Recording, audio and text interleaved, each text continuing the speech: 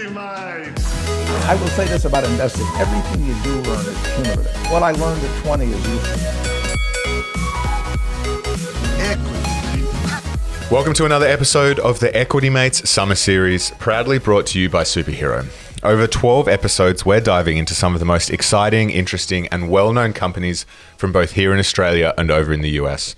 In some instances, we'll be hearing directly from the CEOs to give you first-hand insight into their companies. My name is Bryce, and as always, I'm joined by my equity buddy, Ren. How are you going? I'm very good, Bryce. Great to be talking about one of Australia's oldest companies, a company that people probably don't pay a lot of attention to, but one that is very interesting, but one that's pretty fascinating. So excited to get stuck into it today. That's it, Ren. We're talking about Perpetual, one of the largest fund managers here in Australia, Perpetual Limited. The ASX ticker is PPT. You can find it over on Superhero app and platform. And a reminder, the summer series is brought to you by Superhero, who allow you to buy Aussie and US shares and ETFs with no monthly account fees, and you can now earn Qantas points with Superhero. Visit superhero.com.au/Qantas to learn more. Eligibility criteria, terms and conditions, and fees and charges apply. A reminder as well that you can win $1,000 off the back of this episode to go into your Superhero wallet. All you need to do is listen to this episode, pull out some of your favorite facts about Perpetual, and drop it in the comments section on our Instagram post about Perpetual. And then Ren and I will choose a lucky winner to win that $1,000, and you can start your investing journey, all thanks to Superhero. So before we get stuck in, this is one of those episodes where we are fortunate enough to be hearing directly from the CEO. So the second half of this interview, we're going to be hearing from Rob Adams, all about his thoughts on Perpetual fund management industry and all things for the future, as well as everything that's going on in the funds management space. So let's start at the top, Ren. Yeah, let's start at the top. And I think we wanted to start here by helping everyone conceptualize the industry, because if you get straight into the company itself, it can sometimes get a bit messy into how this industry works. And us as retail investors, we kind of look at these big financial institutions, and sometimes they can sort of blur together, and it can not quite make sense who's who in the zoo. And that's because a lot of the zoo isn't meant for us. So we're a tiny part of the zoo. Yeah. We're like the little birds that are lucky enough to be floating around We're like flies in the zoo. Like, they don't make specific cages for flies. They sort of are just buzzing around everywhere. Not really. People aren't really paying any mind. Sometimes you get swatted away or brushed away. Sometimes you land on the elephant and you sit there for a while. But no one comes to the zoo to see the flies. No one comes to the zoo to see the flies. No one feeds the flies. No one feeds the flies. No one feeds the flies. And sometimes some of the flies make a podcast to talk to other flies and are able to quit their job and do it full time. Yeah, but they're still flies. Yeah, still flies. And hopefully one day the big lions and the elephants will pay attention to the flies. Well, hopefully one day the flies can band together in like a Power Rangers style thing ball, where they make it, or like Voltron, where they turn into a thing and then they get their own cage. But until then, they're just flies. So that's how we conceptualize the industry. So we got 20 minutes to hit Perpetual before we speak to Rob, and we've spent 2 minutes talking about zoos. But when we conceptualize the industry, there are these big pockets of money out there. The sovereign wealth funds, the endowments, the family offices, the big pension funds, so superannuation in Australia, billions, hundreds of billions, trillions of assets under management sitting out there in the world that need to find a home and are looking for a return. And so there are thousands in Australia alone of fund managers looking to manage that money. Probably tens of thousands, maybe even hundreds of thousands around the world who are basically marketing themselves to these big pockets of money and saying, look at us, we'll manage your money, we've got this strategy, we'll get you a particular return.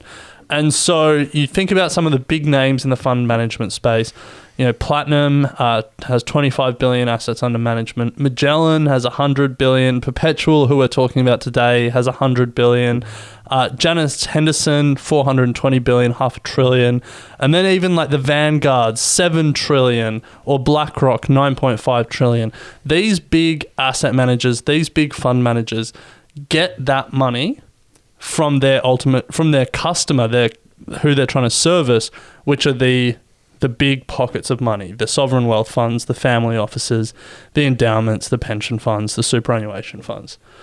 So that's how the industry works, basically. All these fund managers set themselves up to try and attract that money. And there are a number of different sort of options offered to these big pockets of monies in terms of how the money is invested. So you have the venture capital funds, the Andreessen Horowitzes, the Sequoias, the Blackbirds, the Airtrees. They're all fund managers in a sense, and they're all saying, hey, big pockets of money, we have a venture capital strategy, allocate your money with us and we'll invest it in venture-style investing. Then there's private equity, Blackstone, KKR, Carlyle, same thing. They're marketing themselves to these big pockets of money saying, hey, allocate it over here. Then there's indexing and passive strategies, Vanguard, BlackRock, State Street. Same thing. They're like, send it our way. We've got the lowest cost indexes that we can manage for you. Property, there's Dexus and other property managers. There's bonds. There's fund managers like PIMCO. The list goes on and on and on. There's all these different strategies. Where Perpetual play is the same place that the Platinums and the Magellans play in Australia, which is a public equities strategy. And sometimes there's other strategies as well, but mainly here we're talking public equities. They're saying to the pension funds, the sovereign wealth funds, the family offices, the endowments, send your billions of dollars over here and we'll manage it in our funds on your behalf. Yeah. So that's how we can conceptualize the industry. We're going to spend the next 15 minutes or so unpacking where Perpetual sits within that broader landscape. So Perpetual, ticker PPT, if you want to follow along, check it out. It is one of Australia's oldest companies and one of Australia's largest wealth managers. Started back in 1986 after a committee of businessmen and professionals, including future Prime Minister Sir Edmund Barton. They gathered in Sydney for the purpose of forming a trustee company, and Perpetual Trustee Company Limited was formed in 1886. And they've since grown to provide a number of different services in wealth management. They're obviously a leading provider in the trustee space, but they have 4 separate business divisions. The first is their Perpetual Asset Management. So they're an active manager for all the funds that Ren's just spoken about. There are Perpetual Asset Management International.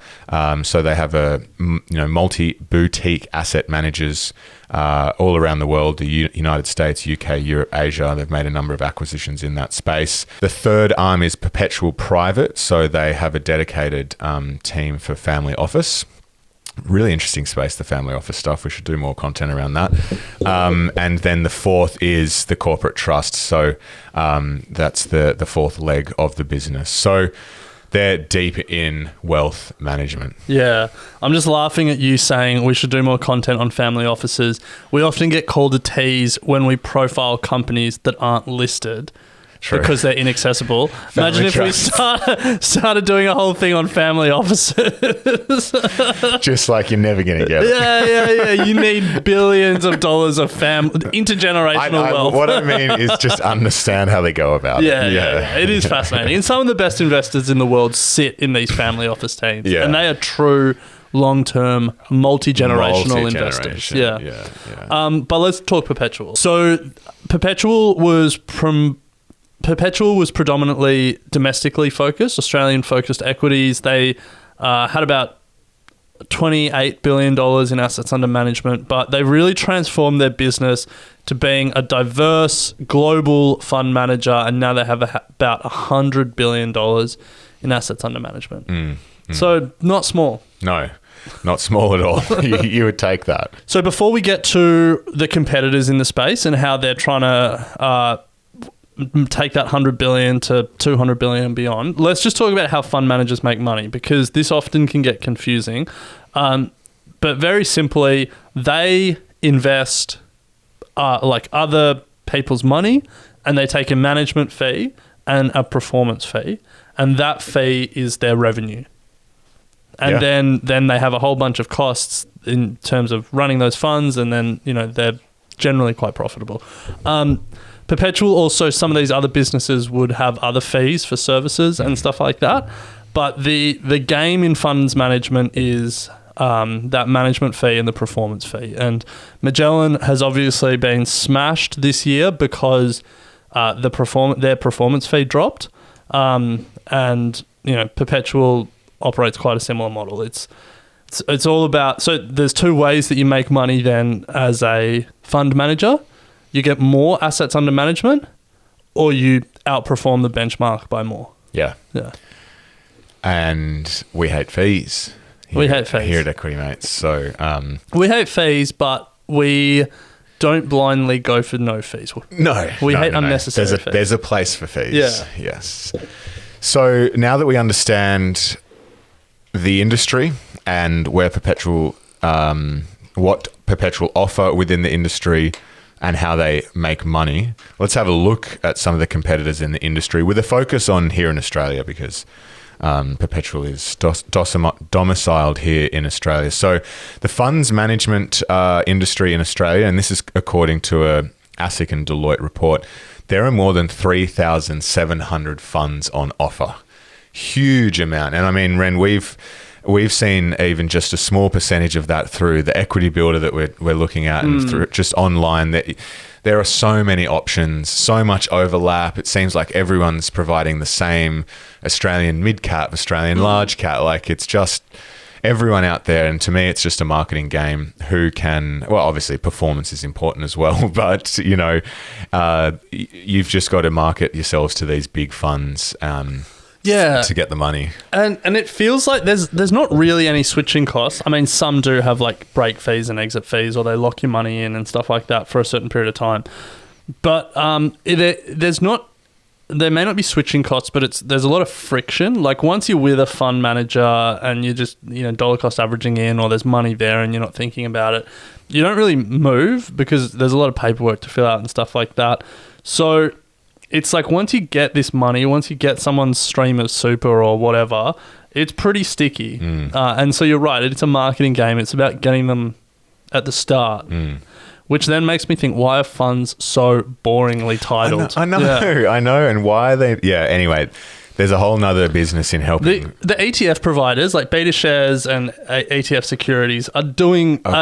sort of are like clued to that. But active management, like... There's probably of the 3,700 funds on offer in Australia, at least 1,000 would be like Australian large cap equities fund. Yeah. It's on the tin. The Australian fund management industry has $2.5 trillion in assets under management as of March 2021. And to put that in perspective, that is 7% larger than the entire domestic equity market. It's an enormous amount of money. It's the fifth largest managed funds industry in the world. And there are more than 300 competitors in this space. So 3,500 funds, 300 competitors. Perpetual is playing in a space that is hotly contested for all of this money. But 300 competitors, Ren. However, the 10 largest fund managers hold more than 50% of those funds. Huge concentration towards the top end, and then everyone else is competing for the scraps. Yeah, there's a power law in a lot of parts of life. There's a power law in podcasting. There's definitely a power law in funds management, and basically what that means is that more of the share of new customers or new funds or new listeners or whatever it is goes to the top. And that's because they're the names that people are comfortable with. The Magellans, the Macquaries, the Platinums, those big names that have a brand associated with them, whose who probably have managed money for your parents and your friends and your superannuation, they just are in the front of mind. Yeah, absolutely. So luckily, Perpetual, well, if you're a shareholder of Perpetual, they're certainly up there. Now, we spoke about being the flies at the top of the show, and the retail share of investment shows that retail investors account for only 5% of the total market for funds management. So we're a little part of the funds management market. 5% is actually okay. Part of me thought it would be less. Because if you say does superannuation count? That's institutional. I don't think so, So it's really just money that we're putting in on top of super. Yeah, but I wonder if you were to map out the definition of a retail investor, there's probably some high net worths in there that make up a lot of the 5%. Well, don't they become sophisticated investors at some point? Or do sophisticated investors, they're still retail? I think if you're just going through, I don't know. We should clarify that. Yeah. No, I think you're right. So there's sophisticated is for certain things, but they're still retail. Yeah. And then it's retail and institutional. Yeah. Okay, that makes sense. So like Chris Hemsworth buying BlackRock index funds is still using superhero to do it. He's still retail. Yeah, that makes sense. Yeah. Now, an interesting fact: BlackRock owned 12.5% as of 2009 of Perpetual. So, 2019 got their fingers in many pies. But look, big industry, many players, concentrated towards the top end with the top 10 sort of largest players, and plenty of money swashing around from these big endowments and institutions. Yeah, I think the other thing to note though is while it's concentrated, it doesn't always stay stable at the top. We've pulled out this the top 10 fund managers by assets under management in Australia from 1999 to 2019. And some of the names do change. Like, for example, AMP was number 1 in 2004. It was number 10 in 2019. Vanguard wasn't even in the top 10 in 1999. Yeah. And now it's number 2. Number 2. Vanguard wasn't even in the top 10 in 2009. True. Big push. Well, 2009 and then ETFs from around there really. Hold on. Vanguard wasn't even in the top 10 in 2014. What the? So Vanguard shot up. Vanguard's first listing on this ranking is in 2019. There you go. Well, this is from the ASIC report. We'll include it in our write-up on this on Perpetual and include it on our website. So if you want to have a look at what we're talking about, head across to our website. But yeah, I think the key takeaway, Ren, is the top 10 don't stay the top 10 forever. You know who's been in the top 10 every one of these 5-year intervals? Macquarie. Yeah. Kings and queens. All right. So look, that's the funds management industry. There's a lot of competitors, but there's a real distribution. The big end, the top 10 have 50% of the funds, and there's constantly more funds flowing into the sector because of superannuation and the like. And so Perpetual's game is to attract as many of those funds as possible so they can maximize their management fee and then build the best team possible to outperform their benchmarks so they can collect the biggest performance fee possible. Funds management, and it is not the most complex business, but constantly there's a war for talent because they're all trying to poach the best investors. All of these big names are trying to get the best. And there's a war for dollars because investors can switch their money at any time. Well, most generally, they can switch their money at any time. So that's the game. Let's have a look at their financials. So market cap of just over $2 billion. Compound annual growth rate for revenue is 5% from 2016 through to 2021. 2021, they made revenue of about $652 million. They are profitable. They made a profit of just shy of $75 million in 2021. However, that is almost down 50% from their profit in 2016 of $132 million. So I guess look, with potentially underperformance or, given how hot the market's been and the benchmarks that they're having to compete against, it could be from underperformance, it could be from margin squeeze. There are a number of factors that could lead to a fall in revenue, a fall in profitability. But it is a profitable company. It is. It's, like if you'd bought it pre-GFC, you're still down, I think is the thing to note, and you're still down a fair bit. But, it's probably would have paid you a fair bit of dividend in that time. Yeah. So look, that's kind of what the industry is. It's a really interesting industry, the dynamics between all the competitors and these huge amounts of money trying to find a home.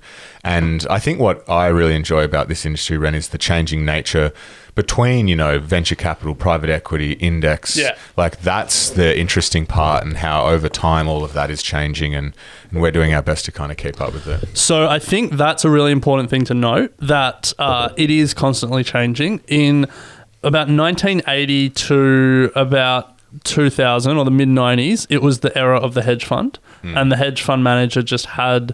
They just minted billionaires, the Ray Dalios and so many of them. And then hedge funds have underperformed, Ackman, and who's the guy that got sent shorts by Ironhorn? They've really struggled sort of in the 2000s, but venture capital had a real moment. And because of that, endowments and superannuation and pension and all of that allocated more money from hedge funds to venture capital, and the Andreessen Horowitzes and the Sequoias of the world. Indexing has also then had a moment, and these big pools of money are allocating more towards indexes, and again away from hedge funds, away from active management.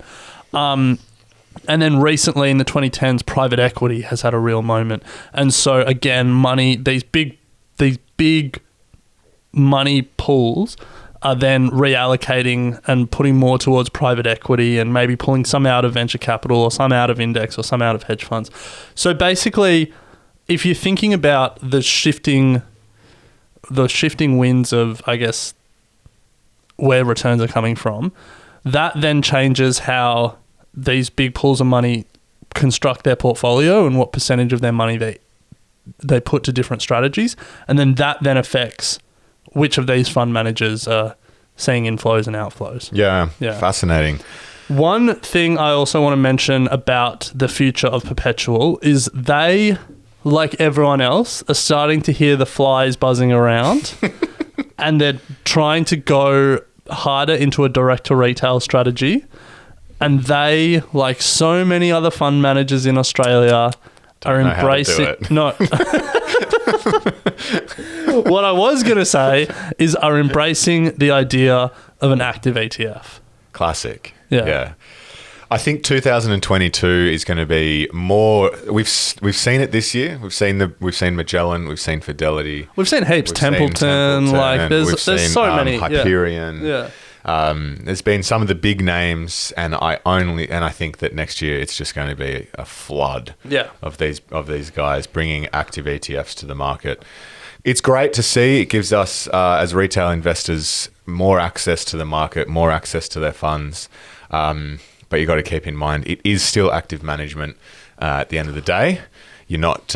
It's not the same as index tracking. So keep that in mind. The big concern for me, and it's the same with index funds, is these funds are set up to be long-term vehicles. 5, 7, 10-year performance is what matters, and just having them listed every day and having to report AUM every day it's just going to be an interesting thing to watch. Yeah.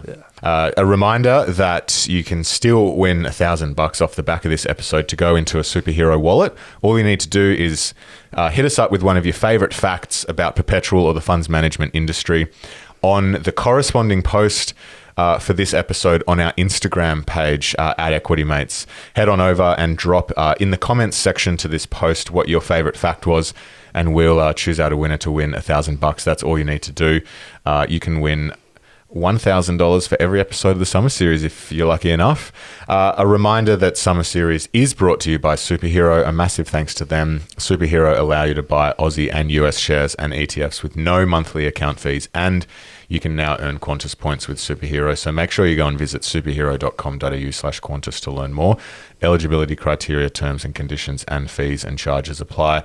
And Ren, we're really pumped because next episode we are turning to one of Australia's greatest success stories, and that is Atlassian, known as a boring software company by the New York Times. Yeah. But there are plenty of reasons why it is not boring. So stick around, stay with us as we continue the Summer Series and to dive into some of these amazing companies here in Australia and over in the US. It would have been great to hear from the CEOs of Atlassian, but we're going to save that for next year. So, Ren, we'll pick it up next episode. Nice one. I will say this about investing. Everything you do learn is cumulative. What I learned at 20 is useful.